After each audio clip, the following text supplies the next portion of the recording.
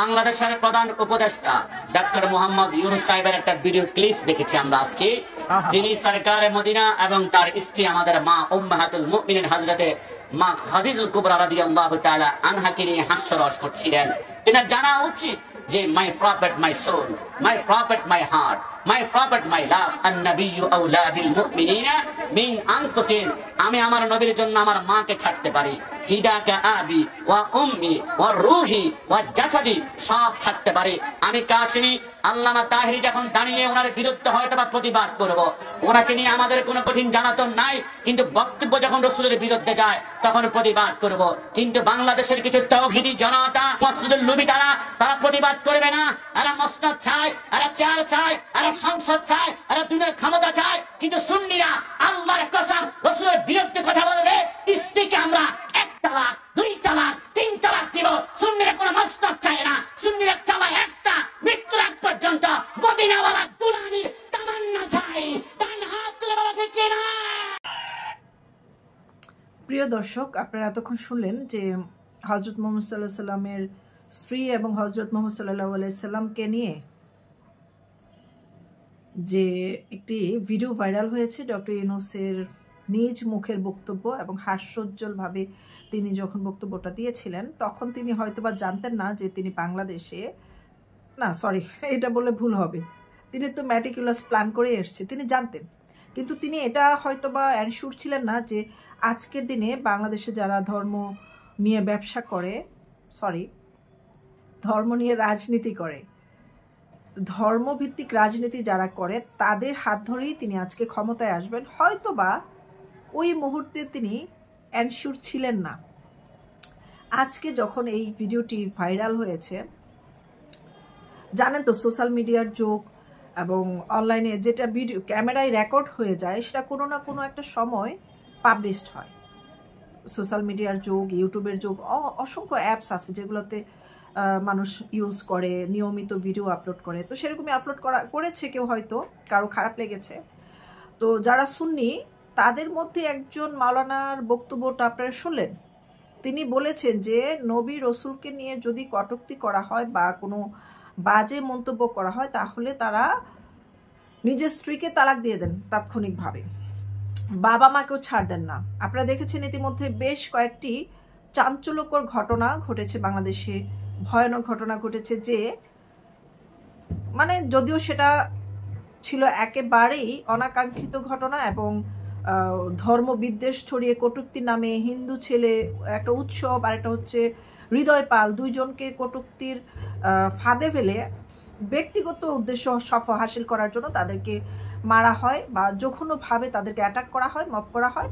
সেখানেও জনতারা বলেছিল যে যারা আমাদের নবী রসুলকে নিয়ে বা ধর্ম নিয়ে কটূক্তি করবে তাদের জন্য আমরা জীবন দিয়ে দিব, কিন্তু তাদেরকে আমরা বাঁচতে দিব না। তবে ডক্টর ইউনূস যে বক্তব্যটি দিয়েছে এবং খুব আনন্দ সহকারে দিয়েছে, সেই বক্তব্যটি আমি অনেকবার শুনেছি, অনেকবার শুনে গবেষণা করেছি, অ্যানালাইসিস করেছি যে আসলে এটা তিনি কোন দৃষ্টিকোণে এই কথাটি বলেছেন বা তার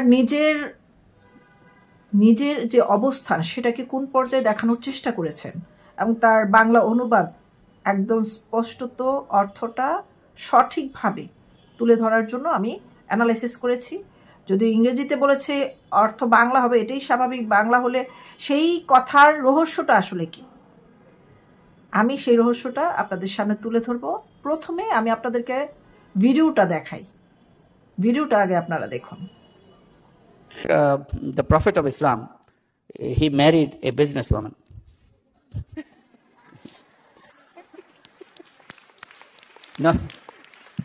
Not only he married a businesswoman, first he worked under her.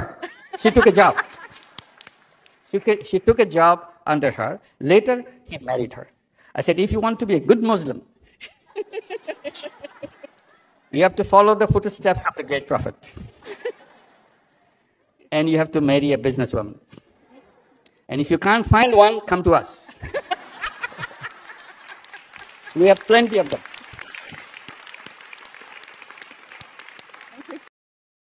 তো আপনারা শুনলেন খুব মজার ছলে এবং চমৎকার গৌরবের সাথে তিনি কথাটা বলেছে, লেটস কাম টু আস, মানে আমার কাছে আসো। ওনার কাছে কেন যাবেন? ওনার কাছে কেন যাবেন সেটাই তো মূল রহস্য। তিনি বলেছেন ইসলামের নবী তিনি একজন ব্যবসায়ী মহিলাকে বিয়ে করেছিলেন। শুধু বিয়েই করেননি, প্রথমে তিনি তার অধীনে কাজও করেছিলেন, চাকরি করেছিলেন, পরে তাকে বিয়ে করেন, প্রথমে জব করেন, তারপর ওনার সাথে বিয়ে হয়।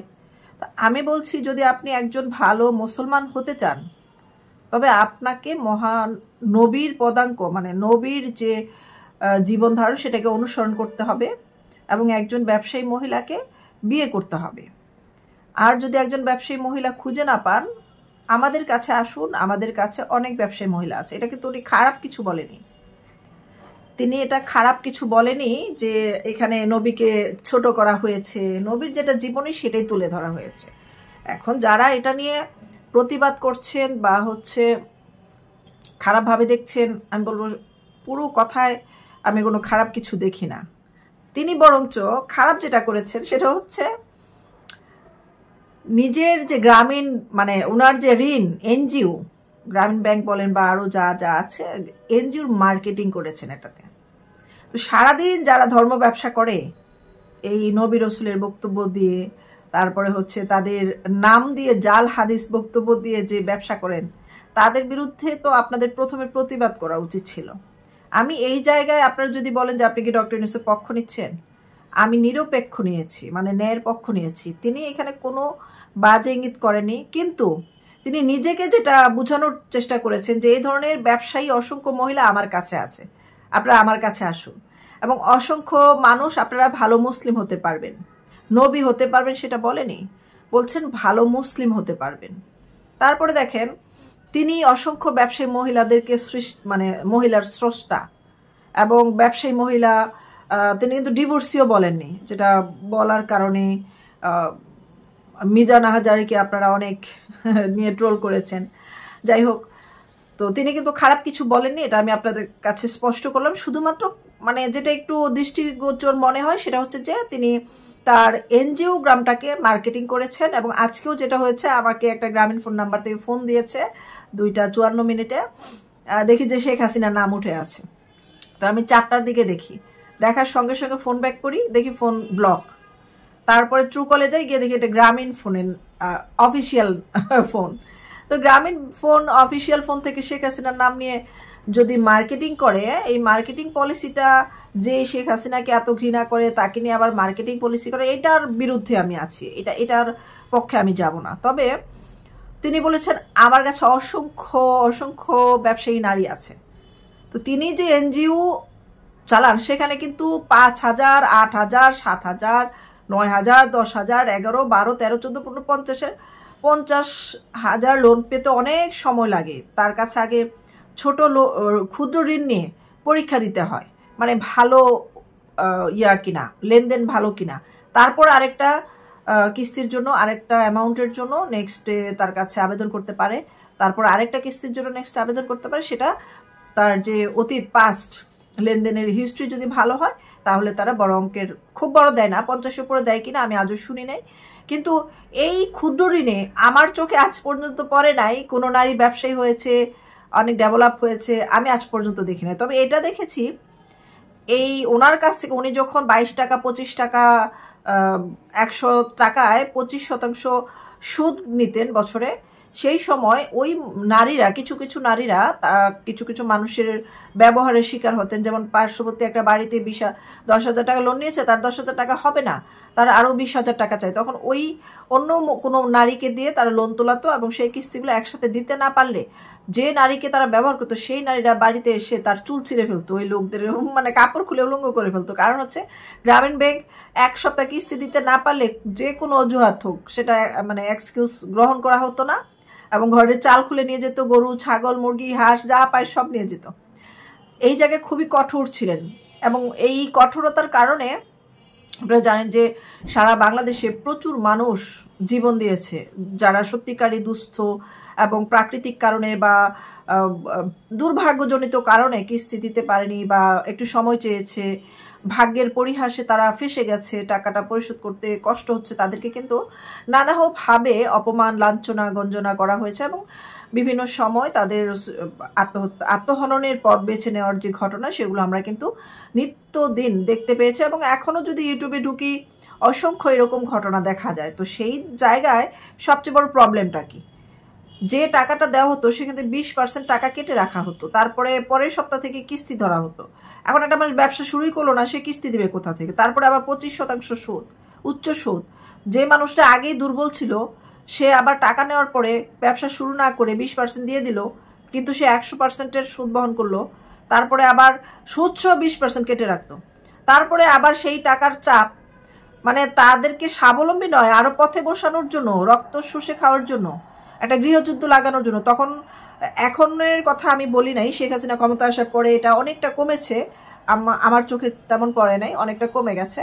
কিন্তু অন্যান্য এনজিও বের হয়েছে যারা আরো অনেক কম সুদে লোন দিয়ে থাকেন। আস্তে আস্তে মানুষ সেদিকে মুখ ফিরিয়ে নিয়েছেন, মানে মুখ ঘুরিয়ে নিয়েছেন।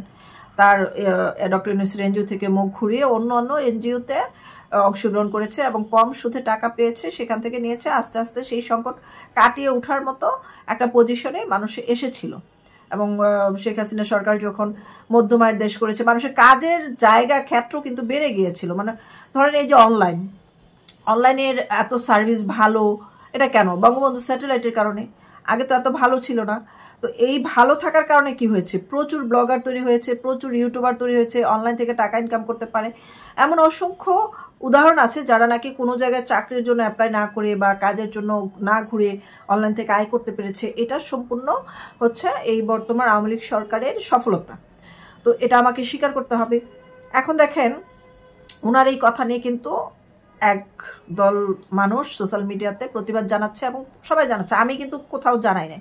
কিন্তু তিনি কোনো না কোনোভাবে এখানে এমন একটা ইঙ্গিত দিয়েছে যে আমি, যারা নাকি ব্যবসায় নারী চাও তারা ব্যবসায় নারী বিয়ে করে পপুলার হতে পারো, নবীর মতো হতে পারো, ভালো মুসলিম হতে পারো, আর এটার মূল ভান্ডার হচ্ছে আমি। মানে ওই জায়গা থেকেও অনেক ঊর্ধ্বে ওনারা নিজেকে নিজেই অনেক ঊর্ধ্বে নিয়ে গেছেন।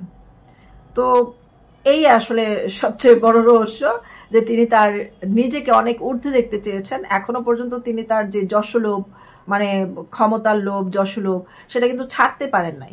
যে কারণে আজকে বাংলাদেশে দেখেন মবের উপরে মানুষকে ছেড়ে দিয়েছেন, মব লিঞ্চিং হচ্ছে এবং জেল থেকে অসংখ্য কয়েদি ছেড়ে দিয়েছেন যারা খুবই ভয়ঙ্কর, তাদেরকে শুধরানো হয়নি এখনো। একটা জেলখানা হচ্ছে সংশোধনাগার হবে, সেখানে তাদেরকে যদি সংশোধন করা হয়ে থাকতো বা তারা নিজেদের সংশোধনের পথে আসতো, তাদের আচার আচরণ ভালো হতো, তাহলে বলতে পারতো যে তারা সংশোধন হয়েছে, তাদেরকে সেজন্য রাজনৈতিক প্রতিহিংসায় তাদেরকে ছেড়ে দেওয়া হয়েছে।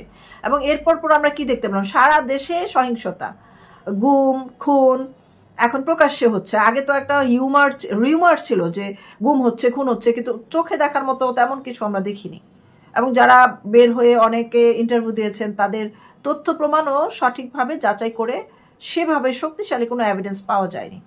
তবে আজকে একটা গণমাধ্যমে দেখলাম র্যাব প্রধান বলতেছে, আমরা তো আসলে ভুল করেছি, আমাদের মধ্যেই আয়নাঘর ছিল, আমরা এই ধরনের কাজ ভবিষ্যতে করব না, আমরা এটি করেছি। তো র্যাব যদি এটা এখন স্বীকার করে থাকে তাহলে এটা আমার মনে হয় যে এটা সম্পূর্ণ সাজানো নাটক, না হলে তারা সত্যিকার অর্থে করেছে, কিন্তু সেটা সরকারকে অবগত না করে ব্যক্তিগতভাবে করেছে। এবং তাদের নিজস্ব যে প্রশাসন টিম আছে সেই টিমটাকে তারা ক্ষমতার অপব্যবহারে কাজে লাগিয়েছে। তবে তারা যদি এখন ক্ষমা চায়, এবং আমার উচিত যে বর্তমান ইউনূস সরকার যেন তাদেরকে ক্ষমা না করে দৃষ্টান্ত শাস্তির আওতায় নিয়ে আসে। কোনো প্রকার গুম খুনের পক্ষে আমি না। তবে যদি সত্যি তারা বলে এবং ক্ষমা চায়, এটা ক্ষমা করা যাবে না। এবং এই যে পুলিশ হত্যার ইন্ডেমনিটি দেওয়া হয়েছে যে তাদের কোনো বিচার হবে না, এরকম করা যাবে না। বিচারের বাইরে চলে গেলে এই বর্তমান সরকারও ফেসে যাবে। তাদের যারা মানে অনুসারী বা তাদের যারা ভক্ত বা তাদেরকে যারা সাপোর্ট করে, তারাও কিন্তু এই মব লিঞ্চিং এর শিকার হতে পারে, তারাও বিচার বহির্ভূত হত্যার শিকার হতে পারে। তখন কিন্তু তারাও আর বিচার চাইতে পারবে না। ওই জন্য সার্বিক চিন্তা বিবেচনা করে সরকারের উচিত বিচার বিভাগটাকে মানুষের আস্থার জায়গা তৈরি করা এবং ভরসার বিশ্বাসের জায়গা পাকাপোক্ত করা।